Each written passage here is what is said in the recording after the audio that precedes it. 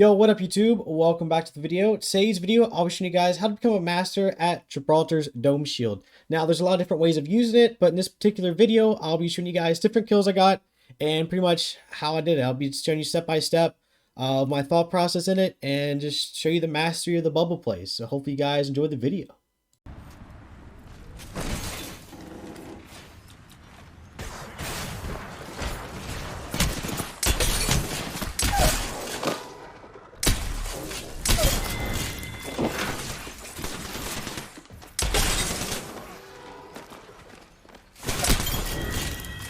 So the key to becoming a bubble master is not panicking in situations like this. Whenever you have the dome shield, do not panic because that dome shield is your friend.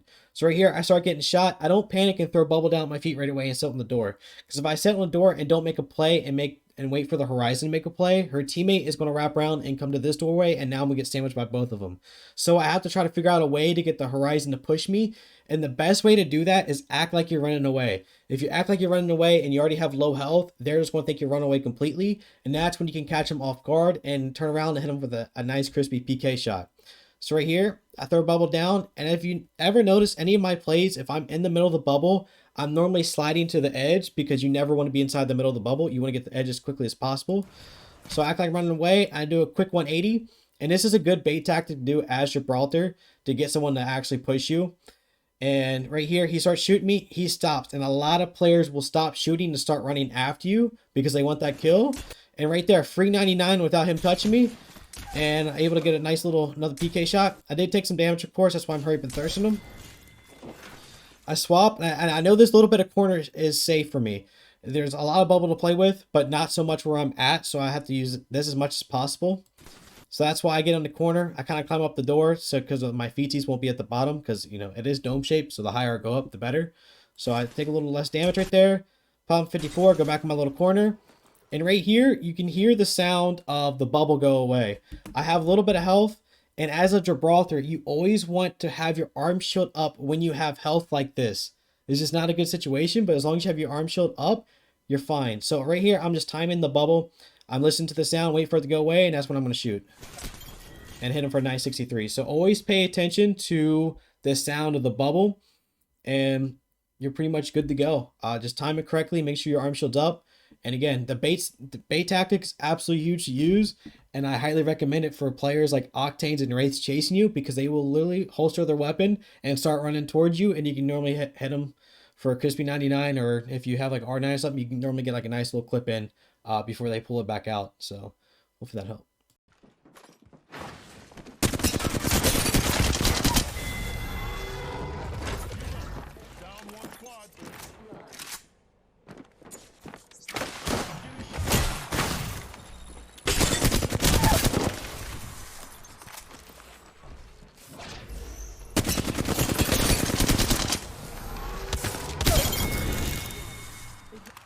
Alright, so what y'all saw, pretty much in these particular situations, it's great to have an arc star. I like to have at least one arc star or a nade on me at all times for situations like this. Players will run straight at you if they see that you're alone. They will ego chow your bubble, and you can take advantage of that.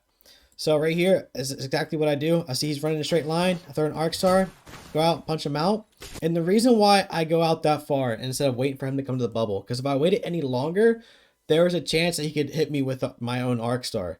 So that's what I would do myself. If I get stuck with an arc star and the person's close to me, I make sure I try to get close to them as possible, make sure they get damaged as well. So I go ahead and I step way out of the bubble to make sure I create distance with my melee. I don't want him anywhere near me or my bubble. So that's why I poked out as far as I did to melee him away. So if you ever get an arc star stick up close, make sure you're mailing them back as far as you can.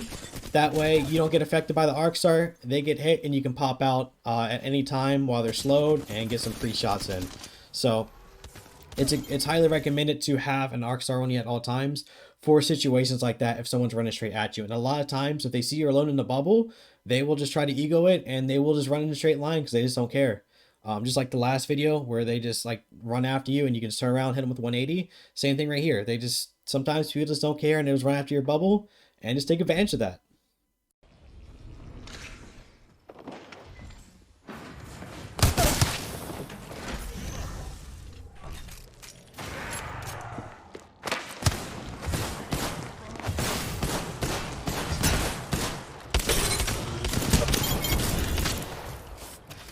So what y'all just watched is going to be a big tip for a lot of Gibby players, and that's simply don't panic if someone overtakes your bubble and takes inside control, because you play the bubble inside and outside the exact same way, or you should be at least. So right here, I went ahead and reloaded. A big whiff with a wingman, a big melee whiff. So the reason why I melee is they did that like little separation, which is absolutely huge for opening up shots and to get them off your back. The closer an enemy is to a Gibby, the more likely they are to get big damage because you're just a big body. A lot of times you feel like you're out of the bubble and you're really not. It's because you're huge. So meleeing people out of the bubble is a great way of making sure you don't get hit. So right there, absolutely with the melee, but I still have control. I still know I can melee him in further and just keep my distance while he just keeps shooting. And a lot of players will just keep shooting because they think you're going to peek. That's why I make sure I get that distance. He shot all of his EVA shots, and a lot of times you want to time that correctly. People will shoot all their shots or they'll try to hurry up and switch weapons, and that's exactly when you want to time yourself going in. And that's what's so good about meleeing is you get extra distance. He could be point blank next to me, switching weapons, and he could go in and out of the bubble with me as well. But when I melee him back in more, he gets further away from me as he's also switching, and that's just a great opportunity to get some shots in like I did right there. This nice little melee back and just took the opportunity to hit him with the yee.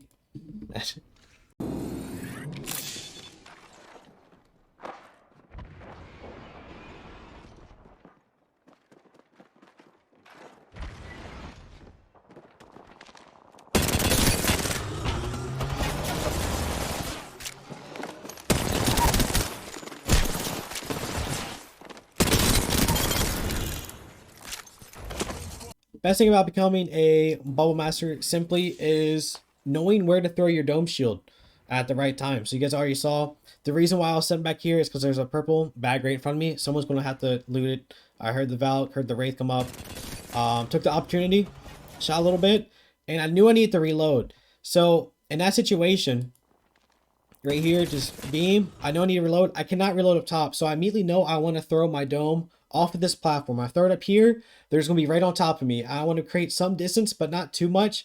I don't want to dive all the way off and give the Valk an opportunity to heal. I want to make sure she thinks she can still fight with her teammate because it's a 1v2 situation. Her being low health, as long as I'm still close by, she's going to want to help her Wraith out. If I just dip completely off, she'll probably heal up top and the Wraith will chase me. So I want to stay close, but create some distance. That's why I throw the bubble down low. As soon as I get to the middle of the bubble, I'm sliding. I'm immediately getting out of the way. Because again, she's hot on my tail. I need to reload. There's no reason for me to like reload as I'm falling in. I want to get to this side. The opposite side, furthest away from them. And this entire time, this is how you take 1v2s when someone low health. I'm avoiding the shots of the Wraith. As you saw, I go in, she's out of the bubble. I go back out, go back in. And right here, I'm about to finish reloading. I immediately melee as I finish reloading. That way, as soon as I get out of this melee animation, R9's ready to go. And I created that distance. So when it comes to you running not a shotgun, you're just running R9, flatline, whatever it is, and you don't have a shotgun, you're using like a sniper or something, take advantage of the melee. You want to use the melee a lot more when you're not running a shotgun. So this is a good situation and a good reason why you always want to avoid the person that is full health. So right here, again, 1v2 situation, I'm going to avoid the guy with full health so I can focus the guy that's slow. And the guy that was full health was shooting at me the entire time. So when I hurry up and finish his teammate, he's going to have to reload. So it was actually a perfect opportunity. That's why you always want to, of course, you don't want to take any damage and die. But you're also avoiding shots because eventually, as soon as you turn around, they're probably more likely going to have to reload. And I create that distance with the melee, hit him with the R9. So again, when it comes to R9s, stuff like that, this is why it's so good. I created a lot of distance. He got all the way back here. It gives me an opportunity to pop out and absolutely beam him. So again, this is a good tip is whenever you just run an R9 flatline and you don't have a shotgun in your hands, or if it's on your back, but you just have your R9 out, make sure you're meleeing to create that distance. And as soon as you see that distance, just take that opportunity to pop out really fast and just dump as much damage as you can do into him as possible. So when you see that distance right there, like with that Wraith, absolutely just take that opportunity. That's a good bit of distance, so that's a good range to absolutely just beam somebody. Don't shield out.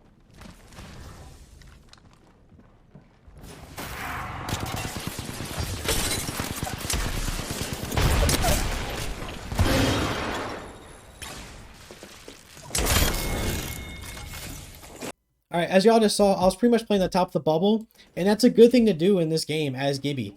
A lot of times you'll fight in two-story buildings where you throw your bubble on the bottom floor, and you go up top, and there's still a little bit of the dome on the top of it too. Take advantage of that. Get to the top of the dome, and you're able to just crouch inside. Crouch like I was right here. Simply melee somebody back if they try it. I get in the situation a lot of times where I'm playing the top of the shield where you have to crouch down. If you don't, you're just going to get shot. And just simply just melee him back and to the point where you can actually get a good shot off. He eventually just backs up. But again, I create that distance because he was just not going to stop shooting. So went ahead and created the distance right there because he got too close in the bubble. I missed a PK shot, but that's all you have to do is go in and out. Just keep crouching up and down and just keep doing pop shots like that. So don't just think of the bubble as the bottom of the bubble. If you can go to the next floor up and there's still people up there and you have a little bit of your dome to play with, get inside of it. And a lot of times other players will do the same thing. And that's when the melee comes in clutch. If someone else is doing that to you, just run straight at them, slide, and melee them out. Just trying to make sure they melee out and take control of it. And now they're exposed and you have all the cover in the world, a full 360. And all you do is just uncrouch and just blast them. So if you see someone do this to you, make sure you melee them out of that situation and take over it yourself. That happens a lot of times on rooftops and stuff. Someone will just crouch in it when you climb up there and they're just sitting there crouched and you just got to melee them out. Don't panic in that situation. You're like, great, now I gave them cover. Just melee them out. Now you have the cover and now they're exposed. So that's a great tip, I guess, is just simply play all around the bubble, not just the down part where you go in and out. You can also go up and down if you're playing the top of the dome. So I hope you guys enjoyed that tip right there in the yawns.